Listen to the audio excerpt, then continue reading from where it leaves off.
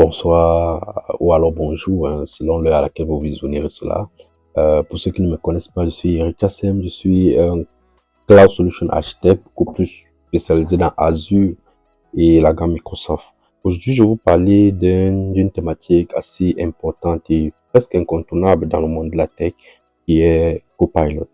Donc, je vais partir en 5 minutes maximum du général au particulier pour vous expliquer de fond en comble de quoi il est question. En réalité, Copilot est une intelligence artificielle générative. C'est quoi l'intelligence artificielle d'abord, du prime abord? L'intelligence artificielle est, n'est-ce pas, un ensemble de systèmes capables d'effectuer naturellement des tâches nécessitant une intelligence humaine, comme le raisonnement, l'apprentissage, la prise de décision et aussi la perception. Ok? Donc, l'IA est le fondement technologique de ce que nous allons explorer là tout à l'heure, de Copilot, à travers notamment les modèles de langage. Donc, nous avons déjà parlé de l'intelligence artificielle. Maintenant, nous parlons des langages, des modèles de langage. Nous avons donc 3 modèles de langage en réalité: le LLM, le SLM et le GPT. Ok. Avant d'expliquer chaque modèle de langage, je vais essayer de vous expliquer ce que c'est en fait un modèle de langage. Le modèle de langage donc, est l'IA conçu pour comprendre et générer les textes en se basant sur des données linguistiques qu'elle reçoit de vous en entrée. Ok. Donc nous avons donc 3, parmi lesquels le LLM, qui est Large Language Model.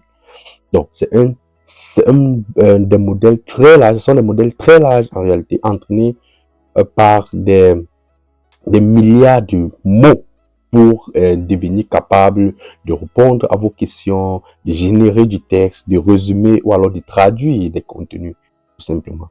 Donc, on peut dire comme exemple, OpenAI a développé donc ce LLM là, n'est-ce pas, tout simplement, qui est au cœur de ChatGPT ou bien de OpenAI. De Copilot, autant pour moi. Ok. Bon, c'est quoi dans le SLM? Le SLM, contrairement au LLM, ce sont des modèles qui sont un peu plus petits, spécialisés et souvent utilisés pour des tâches spécifiques.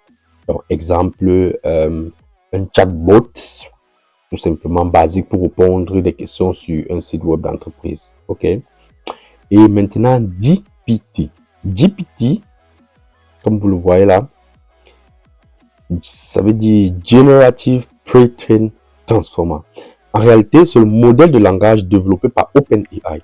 Pre-trained parce qu'il est entraîné, il est pré-entraîné sur des grandes quantités de données textuelles. Ok? Et maintenant, Transformer, qui naturellement fait référence ici à l'architecture utilisée pour traiter les textes, n'est-ce pas, permettant de capturer la relation entre les mots dans une phrase, tout simplement.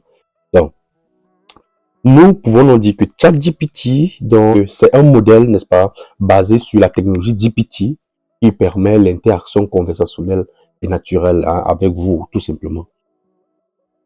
Maintenant, donc, je passe à Copilot. Copilot est en réalité ChatGPT, mais il est beaucoup plus pour les AI de la famille de Microsoft. Donc, on dira donc que c'est aussi un ChatGPT, donc c'est un outil qui utilise la technologie GPT naturellement pour assister les utilisateurs dans les tâches spécifiques. Mais Copilot principalement est utilisé pour les gammes Microsoft. Microsoft 365 avec les gammes Word, PowerPoint, Excel et tout. Donc, il aide beaucoup plus ici dans les contextes professionnels et techniques.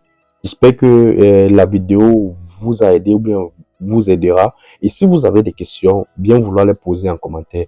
Mais merci de partager, ok, liker, vous abonner pour ne pas rater de prochaines vidéos. Merci encore une fois de plus d'avoir visionné. Bye bye.